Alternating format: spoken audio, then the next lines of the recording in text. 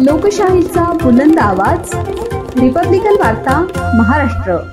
शेंबाळपिंपरी येथे भीषण आग, 4 टेलरिंग दुकाने भस्मसात। शॉर्ट सर्किटमुळे आग, सुमारे 20 लाख रुपयांचे नुकसान। पुसदच्या शेंबाळपिंपरी येथे बुधवारी रात्री शॉर्ट सर्किटमुळे लागलेल्या आगीत 4 टेलरिंग दुकाने जळून खाक झाली आहेत। या आगीत दुकानातील साहित्य व कपड्यांसह जवळपास 20 लाख रुपयांचे नुकसान झाल्याचा प्राथमिक अंदाज व्यक्त करण्यात आला आहे। आग शेंबाळपिंपरी येथील बसस्थानकापासून काही अंतरावर असलेल्या सलग 4 दुकानांमध्ये रात्री अंदाजे 11 वाजेच्या सुमारास लागली।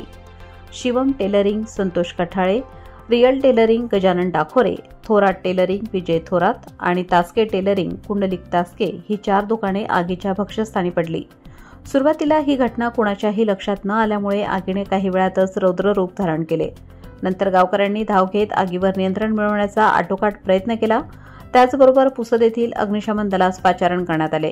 त्यांच्या वेळेवर हस्तक्षेपामुळे आग आटोक्यात आणण्यात यश आले।